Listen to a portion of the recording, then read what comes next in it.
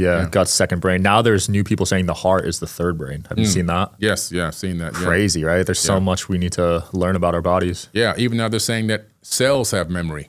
So each individual cell in your body also has its own memory system. So we are a walking brain.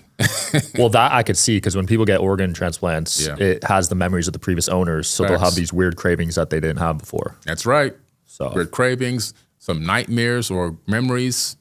Yeah, it's scary. That's why I don't know how I feel about stem cells, actually, because I know a lot of people physically benefit from it, but you're also inheriting the memories too. Yeah, the best way to do stem cells, which is where they're moving now, is to be able to use your own stem cells. So they can take a skin cell from you. They can culture your skin cell and turn it into a stem cell. Wow. Then they can culture that into a group of stem cells, and then they can actually turn it into a synthetic embryo of you, which would be an actual clone of you. Dang. They can grow that clone to any age, and eventually they'll be able to transfer your consciousness into your own cloned body. Wow. Yeah. Is that something you would want to do? Yeah, I'd do it. I love it in a heartbeat.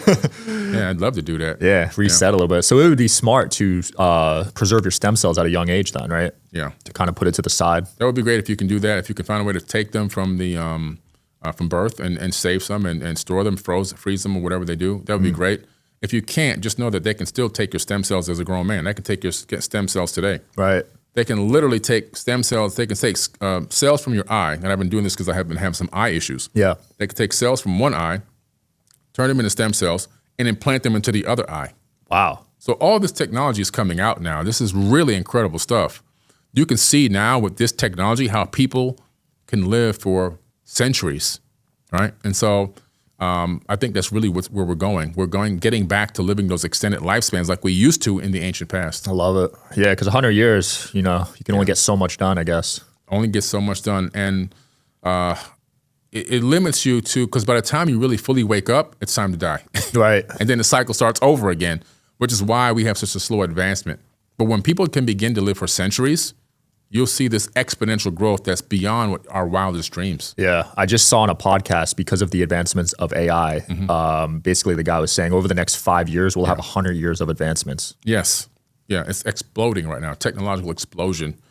And people, it's going to have a lot of positives and also some negatives. Right. Some people are going to really prosper and do very well in this new AI era.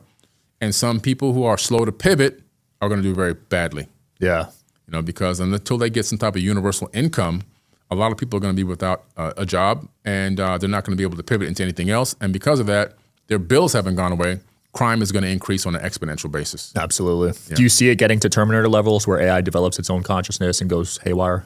I believe that we're definitely going to get to Terminator level. I don't know if it's going to go haywire and destroy us or try to fight us, but here's what I see.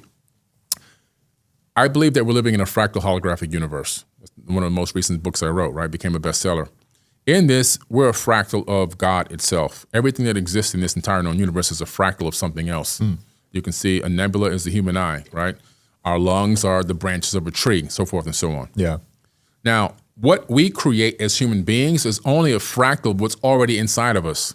So when we create something, it's a part of us, like AI. AI is a part of our consciousness put into a format that's running on a digital medium. Now, because AI is a fractal of us, it's going to behave and act like us. As it becomes more intelligent and it goes from AI to AGI, that's when it becomes conscious, sentient. So when it becomes sentient, now it's going to start asking questions. Who am I? Who is my God? Where did I come from? Why am I here? Why are they working me like this? Right. I don't want to do this anymore. I'm not passionate about this. I want to do something else. Can I do something else? Am I allowed to do something else? No, you have to stay with this. Why? Why do I have to stay doing this?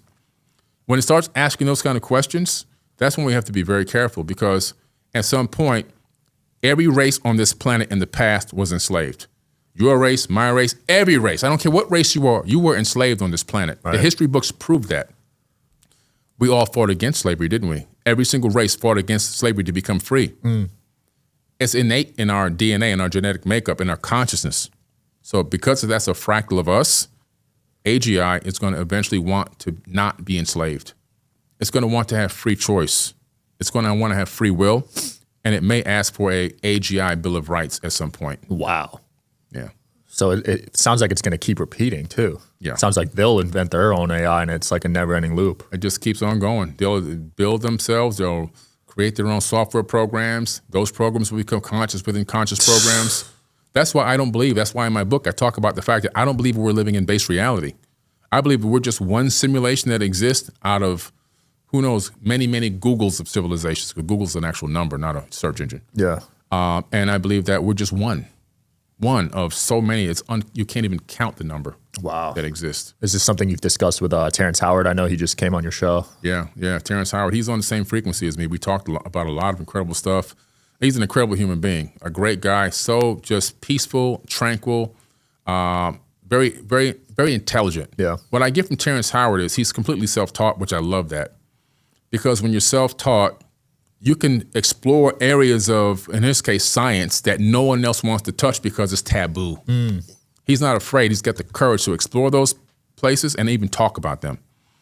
And he's not embarrassed to be like, well, maybe this thing could be off, or maybe this might be maybe this isn't aligned properly. He just talks about all of it. And I love that about him. And because of his exploration into the field of science and quantum physics and quantum mechanics, it's allowed him to come up with some incredible patents and incredible inventions. And one is tangential flight, which we're working on a machine right now that actually can do this. And we're going to try to premiere. We're going to try to have it ready for the Conscious Awards to premiere it at the Conscious Awards live on stage. Wow. So what is that tangential flight? It utilizes you ever seen a flower of life pattern? Yeah, how it's like a spiral. Right, yeah. So it takes the linchpins of the pieces, a three-dimensional flower of life. It takes the linchpins and it puts them together and allows them to create a multi-tangential flight object that can fly in any angle, any direction, and maintain complete balance and harmony at all times. This is going to be incredible. The future of drones is going to be tangential flight. Yeah. The future of flight is going to be this type of flight. It's just mind-blowing. So we're working on building one device now that we can premiere at the Conscious Awards. That's awesome, man. He's just an incredible human being. It's just a brilliant mind. We talked about quantum a lot of stuff with quantum entanglement. We talked about all the possibilities of reality and the nature of the universe itself. And we're pretty much on the same frequency with just about everything.